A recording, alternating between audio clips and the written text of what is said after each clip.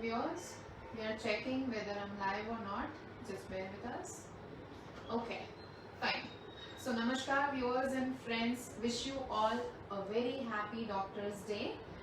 एक डॉक्टर हमेशा चाहता है कि उनके पेशेंट्स हमेशा हेल्दी रहे, तंदुरुस्त रहे एंड इसीलिए आज हम लोग हेल्थ के बारे में बात करने के लिए यहाँ पे इकट्ठा हुए हैं. मैं doctor Riddhi Nanda, an Ayurveda nutrition consultant working at Motherhood and Midastitch hospital, Ayush clinic and Nisha women's hospital. आज हमारे साथ है हेल्थ टॉपिक पे बात करने के लिए कि कैसे लाइफस्टाइल मॉडिफिकेशन से डिजीज को प्रिवेंट किया जा सकता है एंड मैनेज भी किया जा सकता है. हमारे साथ है doctor Vivek Nanda, who is a corona front warrior and he is working at KD Hospital as an emergency physician. So I welcome Dr. Vivek Nanda. Thank you. Namaskar, Dr. Vivek Nanda, and wish you a very happy Doctor's Day. Thank you. Same to you. And to all the viewers also, a happy National Doctors Day. Yes. So सबसे पहले doctor विवेक हम सब पहले जानना चाहेंगे कि national doctors day क्यों celebrate किया जाता है. So basically, National Doctor Day started in 1991, 1st July. Okay. It was in the memory of Dr. Bidhan Chandra Roy. He was the ex-Chief Minister of West Bengal, and he has done his MD from Kolkata Medical College. And he has a rare feat of completing MRCP as well as FRCS in a same attempt and together. So the thing was, he became famous when he met Gandhiji during Dandi March. Okay. He went to give him medicine, and Gandhiji told that I will not take medicine because it is not made in India. Now, are you treating millions of Indians here? So he told that Gandhiji, this medicine is not made in India. I am not treating millions of Indians, but you are representing millions of Indians. So Gandhi ji को उन्होंने treat किया हाँ. उस time पे. तो गांधी जी को treat हाँ. किया और तब से वो फेमस हो गए. एंड देन उन्होंने काफी डेवलपमेंटल वर्क किया वेस्ट बंगाल में. And then he received Bharat Ratna also, and he expired in 1962. और उसके बाद हम 1991 से उनके जो सारे गुड वर्क्स थे, उन्होंने जो सेवा के काम किए, उनके लिए उनके मेमोरी में नेशनल डॉक्टर डे सेलिब्रेट करता है. अच्छा, ओके. एंड मैं एक चीज़ आपसे पूछना चाहूँगी डॉक्टर कि अभी कल से जैसे नरेंद्र मोदी जी आए थे हम सब के साथ बात करने के लिए वापस. सो अनलॉक 1 के बाद जो ये अनलॉक 2 आज से शुरू हुआ है, so what is the situation in regards to corona? Because आप इमरजेंसी में हो, सो आई थिंक सबसे ज़्यादा आप हाँ. वो सिचुएशन को हमें ज़्यादा डिस्क्राइब कर पाओगे. Being an emergency consultant, we are always at a risk of getting exposed, or we take enough precaution also. Okay. So basically, congratulations everyone for Unlock 2. We have done a tremendous job. Without the cooperation of पूरे लोगों का cooperation नहीं होता 130 करोड़ लोगों का, जैसे अपने प्रधानमंत्री जी ने बोला, ये possible नहीं होता. तो अभी मैं आपको बताऊं तो वायरस की इंटेंसिटी काफी कम हुई है. पीपल आर कमिंग, बहुत ही कम सिम्टम्स के साथ आते हैं, इतना सारा ब्रीदिंग प्रॉब्लम नहीं होता. और लेकिन जो ओल्ड एज हैं, जिनके साथ बहुत सारे कोमोर्बिडिटीज हैं, उनको अभी भी बहुत खतरा है. उनको ब्रेथलेस फील होता है, फिर वेंटिलेटर्स सपोर्ट देना पड़ता है. बट ओवरऑल जनरली एक हर्ड इम्यूनिटी जैसा डेवलप हुआ है, और एसिम्प्टोमेटिक पेशेंट्स ज्यादा हैं सिम्प्टोमेटिक के कंपेयर में. तो I will still tell people कि अभी वायरस गया नहीं है, any time it can strike back. तो हम सबको साथ रहना है, सारी गाइडलाइंस फॉलो करनी है, मास्क पहनना है, हैंड वॉशिंग करना है minimum for 20 second multiple times a day. फिर डिस्टेंस बना के रखिए, एंड मेक श्योर आप अच्छा खाना खा रहे हैं, ठीक से सो रहे हैं, ज़्यादा कांटेक्ट नहीं कर रहे हैं किसी और लोगों के साथ. आई थिंक हम सब कहीं ना कहीं देख रहे हैं कि लोग पहले की तरह वापस में एज ए क्राउड मिल रहे हैं. कहीं ना कहीं अभी तो मास्क पहनना भी लोगों ने छोड़ दिया है, काफ़ी लोगों ने, कि अभी कोरोना चला गया है. So I think this is a very important message from emergency consultant कि वायरस अभी भी है, जैसे उसकी इंटेंसिटी कम हुई है, तो हमें उतने ही प्रिकॉशन लेने हैं जितने हम लोग पहले ले रहे थे. बट यस, अनलॉक हो रहा है, this is unlock 2.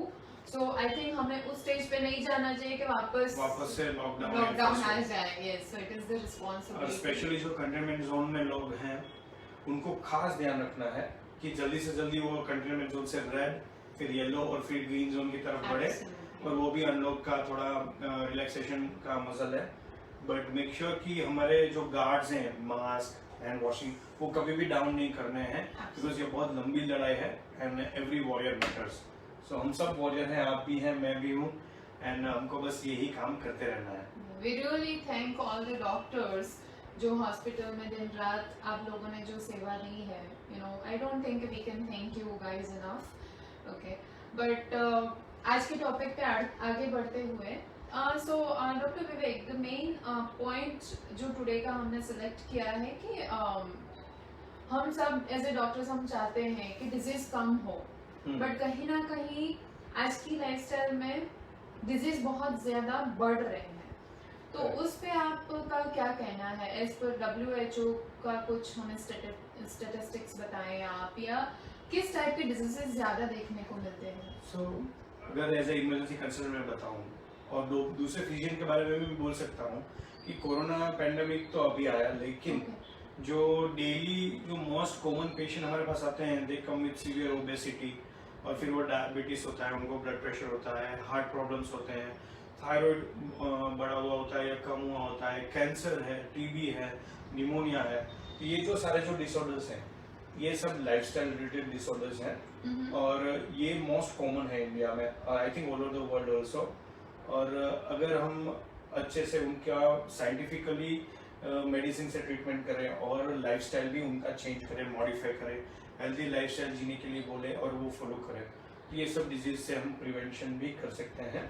So as a doctor आपका कितना उस बात पे अग्रीमेंट है? As a nutritionist I truly believe कि जितना एक डॉक्टर का काम है उतना ही एक न्यूट्रिशनिस्ट का काम है. It's a 50-50 partnership. What is your view on that? मैं समझता हूँ कि आप बिल्कुल सही बोल रहे हैं. फॉर एग्जांपल एक छोटा सा एग्जांपल देता हूँ. फॉर एग्जांपल डायबिटीज है, न्यूली डायग्नोज है, पेशेंट आया है, शुगर अराउंड 300-400 है, फिर ईआर में इंसुलिन देके उनको मैनेज करके एडमिशन करके डिस्चार्ज किया. डिस्चार्ज पे हमने उनको एडवाइस दिया कि आप सो एंड सो OH लीजिए, मेटफॉर्मिन है, लिनाग्लिप्टिन है, वो ग्लूकोज है, और वो मेडिसिन लेने के बाद हमने उनको घर भेजा. बट जब उनको लाइफस्टाइल के बारे में पता नहीं है, वो अपना रूटीन लाइफस्टाइल जिएंगे जिसके कारण उनको डायबिटीज हुआ था. सो पहले जो लाइफस्टाइल थी वापस उसी में जा रहे हैं. सो कहीं ना कहीं वो मेडिसिन 100% काम नहीं कर पाई. मेडिसिन 100% काम करने के लिए उनको भी मेडिसिन को सपोर्ट करना बहुत जरूरी है. Exactly. See pathology can be treated by medicine, but you आपको नॉर्मल फिजियोलॉजी की तरफ बढ़ने के लिए अपनी जो नॉर्मल वाली लाइफस्टाइल थी, जब आप हेल्दी थे, वो आपको वापस अपनाना बहुत ज़रूरी है. With proper lifestyle modification and aggressive treatment हम कोई भी lifestyle related disease, diabetes, blood pressure, thyroid, आपके एक्सपीरियंस में तो होगा ही, आपने कितने सारे डिजीज में हाई एंड मेडिसिन चल रहा है, उनको कम करके रीबर्न करके पेशेंट को रिलीव किया है. मैंने देखा है कितने सारे पेशेंट इंसुलिन पंप पे होते हैं, स्लोली उनको रिड्यूस करके सिंपल सी एक सिंगल OH पे उनको मैनेज किया है. HbA1c जिनका 11 होता है, हमने उनको वापस करके 5, 5.5, 6, 6.5 तक वापस आ चुके हैं. तो lifestyle modification I firmly believe की plays a major role along with proper medical treatment.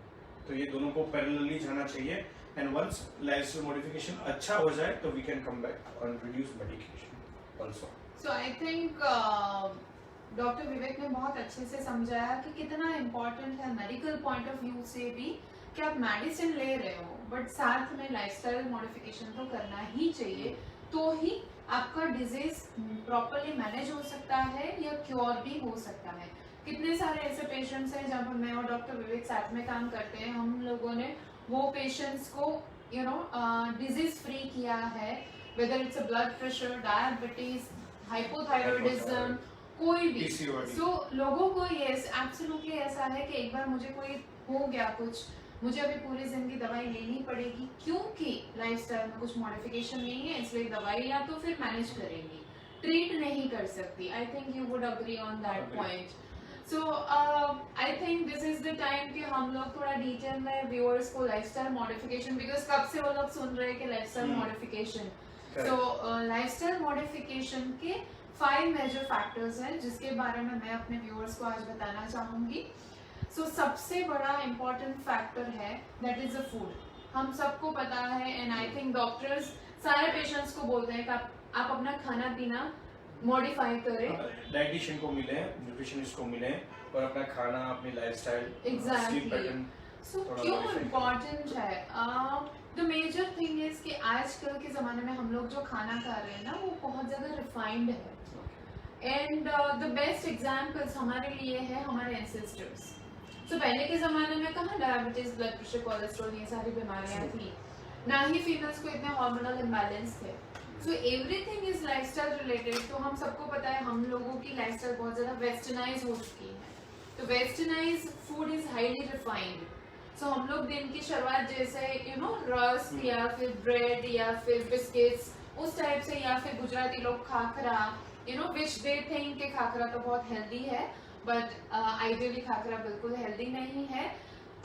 उसका मैं एक अगर सिंपल एग्जांपल दूं ताकि व्यूअर्स थोड़ा कनेक्ट कर पाए, तो आप गेहूं का एक आटा गूंथे, एक साइड पे रोटी बनाए और एक साइड पे खाखरा बनाए घर पे ही, एंड आप देखें कि रोटी आपको ज्यादा सेटिस्फाई कर रही है या खाखरा.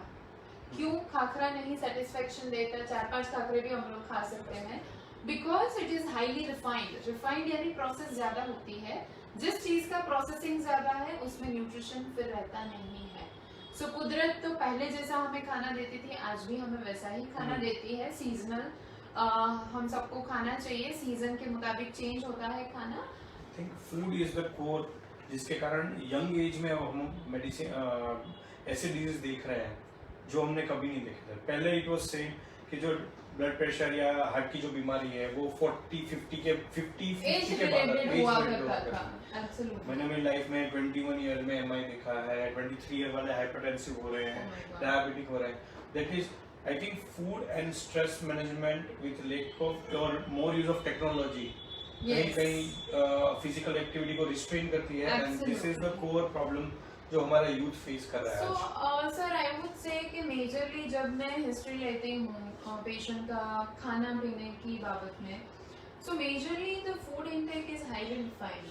फिर यूट्यूब या गूगल में देख के लोग सोचते हैं कि ये हेल्दी है, या इम्पोर्टेड खाना जो महंगा है, जो हेल्थ के बैनर में बिकता है, राइट. सो पीपल थिंक कि हम लोग जितना ज़्यादा एक्सपेंस करेंगे हमें हेल्थ मिलेगी, बट वो भी हम being a medical profession we can easily connect.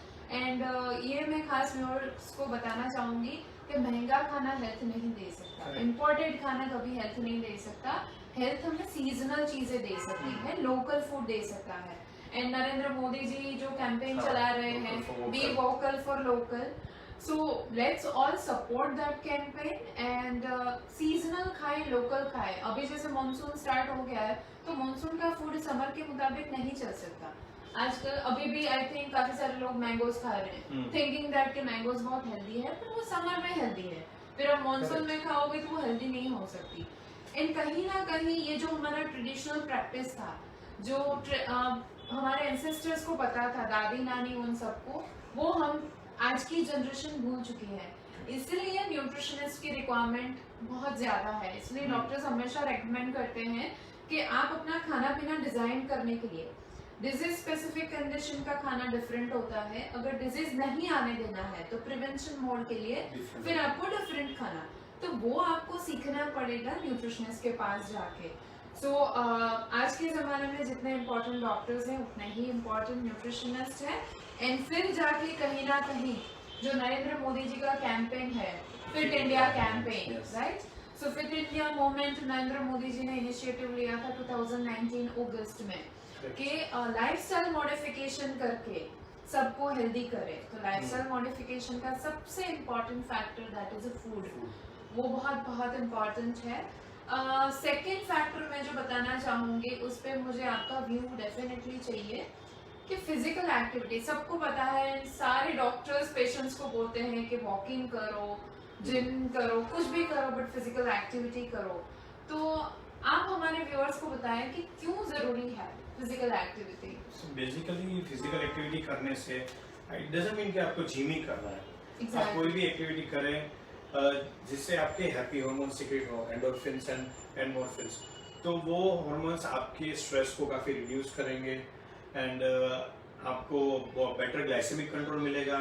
आपका हार्ट है उसकी कैपेसिटी, रिजर्व कैपेसिटी काफ़ी अच्छी होगी एंड आपको पूरा दिन एनर्जी रहेगा। सो आप स्पोर्ट्स खेलें, वॉकिंग करें, म्यूजिक सुनते सुनते वॉकिंग करें, कुछ भी करें, but 45 minutes of your own time meditation करें, कुछ भी, that makes a whole lot of I difference. Think that is the only reason मुझे वो भी दिखता है कि हमारे एंसेस्टर्स क्यों हमेशा खुश रहते थे। उनके पास तो कोई इतनी फैसिलिटी नहीं थी, स्ट्रगल ज्यादा थी, टेक्नोलॉजी भी नहीं थी इतनी। राइट, बट फिर भी वो लोग खुश थे क्योंकि फिजिकल एक्टिविटी ऑटोमेटिक उतनी ज्यादा थी कि यू नो दे वर उनके बॉडी में, आई थिंक जैसे आपने बताया कि हैप्पी हार्मोन्स वैसे ही इतने ज्यादा सीक्रेट होते वो लोग होंगे। जो बोलते हैं ना, I am addicted to gym, yes, तो ये वही हैप्पी हार्मोन्स के कारण वो लोग एडिक्टेड हो जाते हैं। I am addicted to yoga for sure. Yes yes, that is very very important कि कोई भी फिजिकल एक्टिविटी अगर जब हम करना शुरू करते हैं तो बहुत ज्यादा बेनिफिट्स तो होते हैं। सो वो भी लाइफस्टाइल का एक बहुत बड़ा इंपॉर्टेंट फैक्टर है। सो फिजिकल एक्टिविटी भी कीजिए। The third which is very very crucial specially in this era, stress, I think stress management. So sir आपका क्या कहना है स्ट्रेस रिलेटेड? मैं तो एक्चुअली ये वर्ड से ही प्रॉब्लम है मुझे। आप कोई आदमी स्ट्रेस को, सब आदमी स्ट्रेस को मैनेज करने में लगे, बट फर्स्ट प्लेस में स्ट्रेस होना ही नहीं चाहिए। पर आई थिंक सब चाहते हैं, बट कहीं ना कहीं हो ही जाता है। लेकिन स्ट्रेस मैनेजमेंट के लिए मैं ये बोल सकता हूँ, लोग मूवी भी देखते हैं, सब है, पढ़ते हैं, लेकिन आप पूरा दिन अपने आप को वही कैरियर अपॉर्चुनिटीज में, वही काम में बिजी रखिए जो आप फ्लुएंटली करते हैं। जैसे आप हैं, मैं हूँ, हम ओपीडीज चलाते हैं, इमरजेंसी चलाते हैं सुबह से रात तक, बट जब बिजी होता है वी नेवर रियलाइज कि रात कब हो जाएगी, एंड उससे हमको कभी स्ट्रेस नहीं होता बिकॉज हम वो काम कर रहे हैं जो हमको पसंद है। yes, तो इसका मतलब ये नहीं कि सब अपना काम छोड़ के कोई और काम में लगे जो पसंद है, बट जो भी काम आप कर रहे हो उसको थोड़ा लाइकिंग से करो, क्योंकि स्ट्रेस से मैं बताऊं क्या होता है। फॉर एग्जांपल आप सोचिए आप किसी के साथ झगड़ा करने वाले हैं, तो आप दो ही रिस्पॉन्स हो सकते हैं, या आप फाइट करेंगे या आप फ्लीट करेंगे, मतलब आप झगड़ा करेंगे या उधर से भागेंगे। तो दोनों ही रिस्पॉन्स में हमारे बॉडी का जो सिंपैथेटिक ड्राइव है वो एकदम एक्टिव हो जाता है। सिंपैथेटिक ड्राइव एक्टिव होने से जब आदमी स्ट्रेस में होता है तो क्या होता है कि सारे वैसे हार्मोन सीक्रेट होते हैं जो बॉडी में ग्लाइसेमिक कंट्रोल जैसे शुगर कंट्रोल है उसको बढ़ा देते हैं, क्योंकि ब्रेन को हाई आउटपुट देना है, कंसंट्रेशन ज्यादा चाहिए, इसलिए शुगर चाहिए, ब्रेन को शुगर चाहिए। तो वो बॉडी में ऐसे हार्मोन्स होंगे जो पूरे फैट को, प्रोटीन्स को डिग्रेड करके शुगर बनाने में लग जाएंगे। फिर हार्ट है, वो मारना है या भागना है, इसलिए वो ब्लड प्रेशर बढ़ाने में लगेगा, क्योंकि हम बहुत ही एंशियस हैं, और ब्लड प्रेशर बढ़ाने के लिए वो कंप्रेशन भी ज्यादा होंगे, मतलब हार्ट रेट ज्यादा बढ़ रहा है। तो बेसिकली कहीं ना कहीं जब आप स्ट्रेस में होते हो तो सारे वो प्रोसेसेस बनना स्टार्ट हो जाते हैं बॉडी में जो आपको आउटपुट को बढ़ाएंगे और स्ट्रेस को भी बढ़ाएंगे। तो आपको क्या करना है कि डेली आप ये कर रहे हैं, हम डेली कर रहे हैं, तो एक ऐसा पॉइंट आएगा नॉर्मल बॉडी में जो फिजियोलॉजी ब्रेक पॉइंट होगा, मतलब आपका बॉडी दम तोड़ेगा, और वो जो फिजियोलॉजिकल रिस्पॉन्स है that will get convert to pathology, और देन डिजीज स्टार्ट होते हैं, diabetes, hypertension. So basically normal mode में जो बॉडी काम कर रहा है उसको ऐसे स्टेज में लाके रख देता है कि वहां पे जब सब कुछ स्टिमुलेटेड मोड पे चलता है, एंड इसीलिए कहीं ना कहीं जब ब्लड प्रेशर डायग्नोज होता है या डायबिटीज से कुछ भी होता है, डॉक्टर्स हमेशा पेशेंट को ये भी कहते हैं कि थोड़ा स्ट्रेस कम कीजिए, स्ट्रेस कम कीजिए। So I think stress management is not that difficult.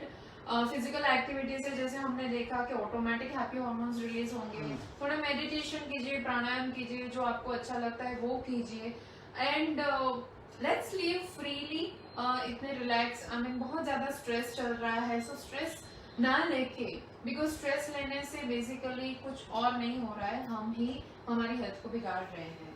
So stress management करना लोग सीख जाएंगे तो भी डिजीजेस कम हो सकते हैं। आप सोशल डिस्टेंस बना के भी सोशलाइजिंग कर सकते हैं। मेक श्योर कि आप अपने फ्रेंड्स को कॉल करें, be in touch with everyone, ताकि आपको जो इमोशनल और मेंटल स्ट्रेस है वो भी वो कम भी रहता कम है। हो जाए। लोग बोलते हैं टाइम नहीं है कॉल करने का, लेकिन आप कॉल करेंगे, एक बार स्टार्ट करेंगे, अपनी प्रायोरिटी को सेट करेंगे, तो आपको परफेक्टली टाइम मिल जाएगा। That is a very important point, I think. And the fourth, which is lifestyle factors की जब हम बात कर रहे हैं, वो sleep cycle. I would say कि sleep cycle जिसको biological clock बोला जाता है, medical language में बोलता है circadian rhythm. So वो भी बहुत बड़ा important factor है, because आज के ज़माने में लोग 12-1 बजे से पहले कोई सोता ही नहीं है. It has become a culture. So आज की जो नई जनरेशन आ रही है वो तो मम्मी पापा को 12-1 बजे सोते ही देख रही है, उनको कभी पता ही नहीं है कि एक्चुअली 10 बजे तक सो जाना चाहिए. सो बीइंग अ डॉक्टर, आपका क्या कहना है कि क्यों साइंटिफिकली टाइम से सोना इतना ज्यादा इम्पोर्टेंट है? बेसिकली हमारा जो बॉडी बना है भगवान ने, it is a biological clock, सारे प्रोसेसेस अपने हिसाब से प्रोग्राम्ड है। एग्जैक्टली। तो जब आप रात को सोते हैं तो भगवान ने मेक श्योर किया है कि आपका जितना भी कोलेस्ट्रॉल मेटाबॉलिज्म है वो सोने के बाद रात को होता है। इसलिए जिसको कोलेस्ट्रॉल का प्रॉब्लम होता है उनको हम दवाई देते हैं, वो सोने से पहले लेनी है, सो दैट कि उनका जो मेटाबॉलिज्म ठीक हो जाए, ठीक हो और ज्यादा कोलेस्ट्रॉल डिपॉजिट ना हो, it can go out as a waste. Sir मैं एक मिनट के लिए इंटरप्ट करूंगी। मैं व्यूअर्स को बताना चाहती हूँ, कोलेस्ट्रॉल खराब नहीं होता है। आइडियली बॉडी में हर रोज कोलेस्ट्रॉल चाहिए, अनलिमिटेड पोर्शन में, और हमारा लीवर भी खुद से कोलेस्ट्रॉल बनाता है, क्योंकि आई थिंक लोग कोलेस्ट्रॉल से बहुत घबराए हुए रहते हैं कि कोलेस्ट्रॉल कैसे, there are good cholesterol and bad cholesterol. So यहाँ पे जो बात चल रही है वो गुड कोलेस्ट्रॉल की बात चल रही है कि लीवर खुद से भी बनाता है। हम लोग जो खाना खाते हैं उसमें भी कोलेस्ट्रॉल हम लोग कोलेस्ट्रॉल का इंटेक होता है। सो वो कोलेस्ट्रॉल काफी सारा काम करता है, जैसे हमारा सेक्स हार्मोन्स बनाते हैं, ब्रेन सेल की वो आउटर वॉल जो होती है सेल्स की, वो कोलेस्ट्रॉल से ही बनी है। यस, सो वो बहुत इम्पोर्टेंट है। तो सर ये कहना चाहते हैं कि उनका जो मेटाबॉलिज्म हो रहा है वो रात को ही अच्छे से होता है। आइडियली आपको रात को कुछ खाना नहीं चाहिए, लेकिन आप रात को नेटफ्लिक्स कर रहे हैं, अमेज़न प्राइम कर रहे हैं, राइट, अच्छा सीरीज देख रहे हैं, थोड़ा मूड हो गया तो जाके थम्स अप पी लेंगे, कुछ खाना खा लेंगे। तो जिस टाइम पे हमको फास्टिंग करना चाहिए कि हमारा फिजियोलॉजिकल मैकेनिज्म ठीक हो, उस टाइम पे हम वापस खाना खाते हैं। एंड उस टाइम पे काफी सारे पेशेंट्स मुझे बताते हैं कि उस टाइम पे जंक फूड खाने की इच्छा होती है। I think that is a role of that ghrelin hormone जो सीक्रेट होता है। सो ये पूरे हार्मोन्स डिस्टर्ब हो जाते हैं। सिर्फ कोलेस्ट्रॉल नहीं, there are innumerable chemical processes जो रात के टाइम पे भगवान ने बायोलॉजिकल क्लॉक के हिसाब से सेट किए हैं। राइट। तो आई थिंक हमारा जो सैटिस्फैक्टरी सेंटर है, थर्ड सेंटर है, पिट्यूटरी ग्लैंड के हार्मोनल सेंटर है जो अर्ली मॉर्निंग काम करते हैं, तो वो सब हमको अगर हम टाइम पे सोए तो ही वो टाइम पे काम करेंगे, वरना वो पूरा हाइपोथैलेमस पिट्यूटरी एक्सिस जो बोलते हैं हम, ब्रेन का बॉडी से जो एक्सिस है वो सेंट्रल एक्सिस पूरा डिस्टर्ब हो जाता है। देन एवरीबॉडी से कि मुझे हार्मोनल बैलेंस हो गया, स्वेलिंग आ रहा है, पानी दिख रहा है, आंख के नीचे सूजन आ गया, means all these things are connected with lifestyle. So I think female body, especially females को आज के जमाने में देखा जाता है, हम लोग एवरीडे में जो गायनेक हॉस्पिटल में बैठती हूँ तो 5 में से 3 फीमेल्स का हार्मोनल डिस्टर्बेंस देखा जाता है। तो कहीं ना कहीं जैसे हम लोगों ने देखा, सर्काडियन रिदम, टाइम से ना सोना बहुत बड़ा एक इम्पोर्टेंट फैक्टर है। तो अगर उस पर हम लोग काम नहीं करेंगे, सिर्फ डॉक्टर के पास जाके सिर्फ दवाइयाँ लेंगे, तो आई डोंट थिंक लॉजिकली वो ट्रीट हो सकता है। इसलिए आजकल प्रॉब्लम्स ट्रीट नहीं होते, सिर्फ मैनेज होते हैं या दवाई से उसको सप्रेस किया जाता है। सो ये बहुत इम्पोर्टेंट, दवाई से ट्रीट होते हैं बट मैनेज भी होते हैं, लेकिन रिकरेंस रेट ज्यादा होगा। एग्जैक्टली, क्योंकि लाइफस्टाइल चेंज है। जैसे शुगर हाई आया, वो मेरे पास आया, मैंने ट्रीट किया, इंस्ट्रक्शन दिए, अच्छा सा 1 महीना फॉलो किया, नेक्स्ट मंथ वही पेशेंट वापस हाई शुगर से आएगा या हाई ब्लड प्रेशर से, so recurrence rate has been very high and that is 100% that is due to lifestyle problems. Absolutely. So कहीं ना कहीं viewers, I think as a doctors we would say कि health is the responsibility of oneself. Health doctor की जिम्मेदारी नहीं है कि आप डॉक्टर के पास जाओ और उनको बोलो कि मेरी हेल्थ ठीक कर दो। वो उनका काम 50% होगा, बाकी का 50% आपको भी उतना ही सपोर्ट देना पड़ेगा बॉडी को, ताकि बॉडी हील कर पाए। आइडियल अभी ऐसा है कि लोग डॉक्टर के ऊपर ही सब कुछ छोड़ देते हैं कि आपको जो करना है कर लो, बस मेरे को ठीक कर दो। बट ऐसे नहीं हो सकता। That is, I think it is not possible, because भगवान ने हमारे बॉडी की प्रोग्रामिंग ही ऐसी करी है। एंड मैं एक एग्जांपल देना चाहती हूँ कि जिस हिसाब से हम लोग ह्यूमंस कोई मशीन बनाते हैं तो उनका भी यूजर मैनुअल होता है, उनका सेट रूल्स एंड रेगुलेशन होता है, तो वो हम फॉलो करते हैं तभी वो मशीनरी प्रॉपर चल पाता है। तो हमारा भी ये मशीनरी गॉड ने ही क्रिएट किया है, एंड उनके भी ये सेट मैकेनिज्म है कि अच्छा खाना खाना है, टाइम से सोना है, टाइम से उठना है, अच्छे से स्ट्रेस और फिजिकल एक्टिविटी होनी ही चाहिए। And the fifth factor which is water intake. Absolutely, it is very important. Very very important because I think 70% हमारा जो बॉडी है वो आइडियली पानी से ही भरा होना चाहिए। और आज के ज़माने में water intake come and carbohydrate drinks का इंटेक, कार्बोनेटेड ड्रिंक एब्सोल्युटली ज़्यादा हो गया है। यस, समर में लोग थम्स अप, पेप्सी, कोक या सोडा पे बहुत ज़्यादा, या आजकल ये red bull, it is more of a fashion also for the youngsters कि मैं रेड बुल पी रहा हूँ। और वो जो मल्टीविटामिन वाले ड्रिंक्स आते हैं उसमें भी हाइड्रोकार्बन रहता है, so I don't know. So there is no nutrific values. Ideally ये सारे हेल्थ के बैनर के नीचे महंगी महंगी चीजें बेची जाती है लोगों को। आई थिंक लोगों को एजुकेट करना हमारी रिस्पॉन्सिबिलिटी है, बहुत ज्यादा पैसा उसमें जा रहा है। सो ये कोई भी ड्रिंक्स जो शुगर में लोडेड है, प्रिजर्वेटिव में लोडेड है, केमिकल्स में लोडेड है, वो आपको बॉडी को और डिहाइड्रेट करता है। तो पानी, plain water is very very important. कहीं ना कहीं आज के ज़माने में आई थिंक वाटर इंटेक बहुत कम हो रहा है एंड बॉडी डिहाइड्रेशन में जा रहा है, उसकी वजह से मसल लॉस हो रहे हैं, एंड मसल लॉस हो रहे हैं एक साइड, एंड दूसरी साइड फैट बिल्डअप हो रहा है बिकॉज हमारा खाना कार्बोहाइड्रेट्स एंड फैट पे, रॉन्ग कार्बोहाइड्रेट्स पे ज्यादा बेस्ड है।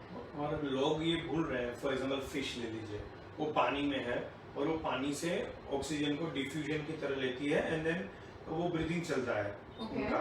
तो हमारा ह्यूमन बॉडी सुपीरियर है, तो हम नाक से सांस लेते हैं for oxygen, that is a gaseous form. लेकिन जब हम पानी पीते हैं तो पानी में भी H2O ऑक्सीजन है जो डिफ्यूजन से परफ्यूजन में कन्वर्ट होता है ब्लड में, और फिर वो सारे सेल्स और वाइटल ऑर्गन्स में जाता है एंड मेक श्योर कि ऑक्सीजन डिलीवरी 100% हो। Absolutely wonderful point. सांस के साथ पानी पीना बहुत इंपॉर्टेंट है। तो more you drink water specially after exercise, तो यू आर मेकिंग श्योर कि आपका मसल ब्रेकडाउन कम हो और आपके बॉडी को, मसल को, एक एक सेल को एडिक्वेट ऑक्सीजन मिल रहा है थ्रू परफ्यूजन। इसलिए प्लेन वाटर पीना बहुत जरूरी है। एंड आज तो ये यंग जनरेशन जो प्रोटीन पाउडर के पीछे जो दौड़ लगाई है टू बिल्ड मसल, सो वो कहीं ना कहीं it's not gonna give any result. And I think I am the nutritionist जो प्रोटीन पाउडर के बिल्कुल अपोज में है, बिकॉज कोई भी डब्बा बंद चीजें कभी विदाउट प्रिजर्वेटिव हो ही नहीं सकती। That is my own belief, and इसलिए मैं मेरे पेशेंट को कभी, कोई भी पेशेंट हो, मैं उनको प्रोटीन पाउडर नहीं लेने देती, बिकॉज जो बॉडी भगवान ने बनाया है वही भगवान ने खाने पीने की सारी चीजें बनाई है। मेनी नेचुरल प्रोटीन्स अवेलेबल जो हम लोकल अवेलेबल है, तो उनको हम यूज कर सकते हैं। स्पेसिफिक पेशेंट्स में, जैसे अगर कोई पेशेंट को कैंसर है या किडनी डिजीज है, तो उस हिसाब से हम लोग अगर जरूरत पड़ी तो देते हैं, but usually I don't recommend protein powder, it's my personal belief, क्योंकि वेजिटेरियन डाइट भी प्रोटीन में इतना रिच है ही, क्योंकि जैसे जैसे रिसर्च एडवांस हो रहे हैं, बीच में एक ऐसा दौर आया था कि vegetarian diet is not at all rich in protein, but फिर अभी जो रिसर्च आ रहा है कि नहीं, Indian diet and vegetarian diet is also, उसमें भी काफी सारा प्रोटीन है। काफी सारे सेलिब्रिटीज हैं, more people all over the world are getting vegan. Absolutely right. और वो वैसे फील्ड में से आ रहे हैं जहाँ पे sports activity it's at the peak, थोड़ा भी परफॉर्मेंस डाउन हो तो ही उनको ट्रोल करते हैं ट्विटर पे। तो थिंग इज दैट, तो वो अगर वेगन हो रहे हैं, उनको अगर कोई प्रोटीन से प्रॉब्लम नहीं आ रहा है, तो how can a normal person? I think it's more about जो भी बंदा या बंदी वेट लॉस करना चाहते हैं या वेट गेन करना चाहते हैं, जो हेल्थ को फिट या फिटनेस की तरफ जा रहे हैं, हम सबको एक एग्जांपल लेना चाहिए, दैट इज एंसेस्टर्स। ट्रू, कि वो ना ही कोई सप्लीमेंट्स लेते थे, ना ही कोई प्रोटीन पाउडर लेते थे, फिर भी हमेशा हेल्दी थे, फिट थे। तो हम नहीं रह सकते healthy and fit without spending lot of money on this products, so that's how I always tell my patients कि be local, be vocal for local, go seasonal, regional, local concept में, जो आज अभी इस दौरान नरेंद्र मोदी जी प्रमोट कर रहे हैं, बट आयुर्वेदा का तो पहले से ही वो सूत्र रहा है कि जितना आप सीजन के मुताबिक खाना खाओगे उस हिसाब से आपका आहार विहार, फूड एंड लाइफ सीजन के मुताबिक मैनेज करना सीख जाओगे तो वात पित्त कफ प्रकृति हमेशा बैलेंस रहेगी, and balance state is a state of health and fitness. अभी आप देखिए last yesterday only Narendra Modi ji का जो था, यस उन्होंने तुरंत बोला कि अभी जो सीजन आ रहा है वो कफ का आ रहा है, बुखार का आ रहा है, सर्दी का आ रहा है, डेंगू मलेरिया सब हमारे दरवाजे पे है, एनी टाइम मानसून स्टार्ट हुआ हो जाएंगे, और कोरोना भी है। तो we have to make sure कि हम वैसे ही फूड खाएं जिससे हमारा कफ प्रकृति बढ़े नहीं, हमको सर्दी खांसी ना हो, वैसे फूड अवॉइड करें रात को जिससे सुबह सर्दी हो सकती है या कंजेशन हो सकता है गले में।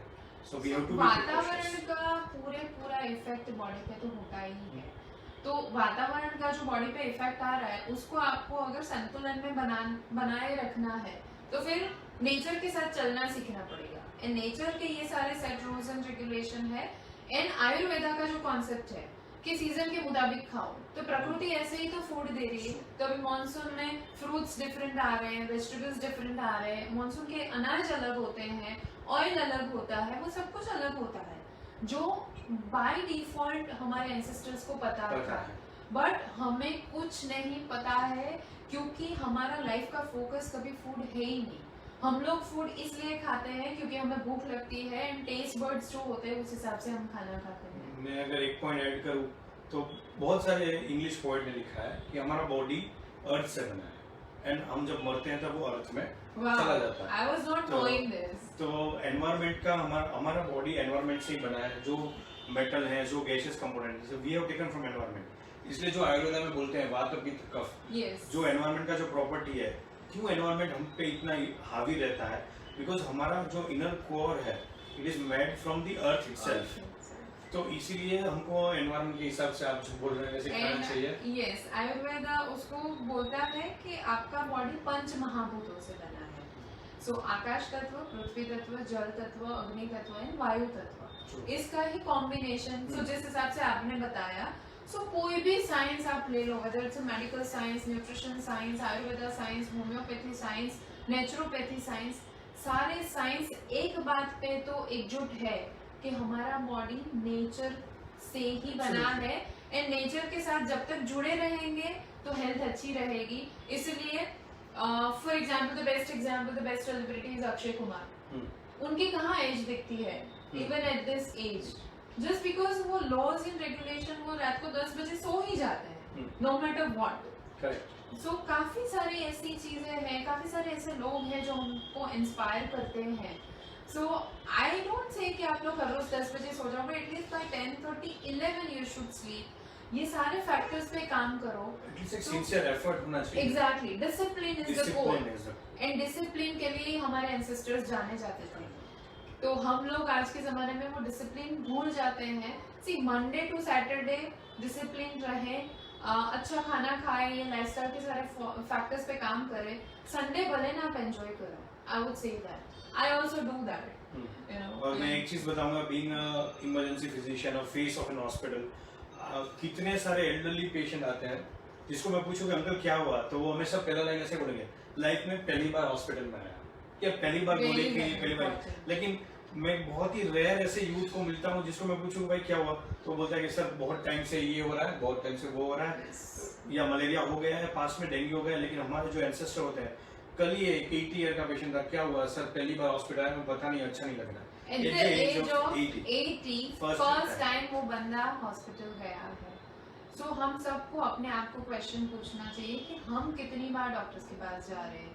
ऑफ कोर्स नीड अराइज हो रही है, यानी आपकी इम्यूनिटी डाउन हो रही है, बार बार फिर डॉक्टर्स को एंटीबायोटिक्स देनी पड़ रही है, और वो उसका साइड इफेक्ट हो रहा है कि आपकी गट बैक्टीरियल हेल्थ भी कॉम्प्रोमाइज हो रही है। सी डॉक्टर्स के पास ऑप्शन नहीं है, ठीक करने के लिए दवाइयाँ तो देनी पड़ेगी, बट अगर हम बीमार ही ना पड़े तो। हाँ, तो वही, अगर आपको इमरजेंसीज है, अगर प्रॉब्लम है, please come, we will treat you, अच्छे से मैनेज करेंगे। But once you are managed, आप घर जाइए, कोर इशू आपका जो प्रॉब्लम अराइज हुआ था वो खुद को आइडेंटिफाई कीजिए और उसको ट्रीट कीजिए। So ताकि root आपको cause, वापस ना root पड़े। जो है root cause को treat करना बहुत important है, and I think you would agree कि root cause treat करने में nutrition science, Ayurveda nutrition science, वो सारे science बहुत ज़्यादा impactive है and effective है, and सबका core यही है। Being a nutritionist, I would advise कि please अपने lifestyle पे focus करिए।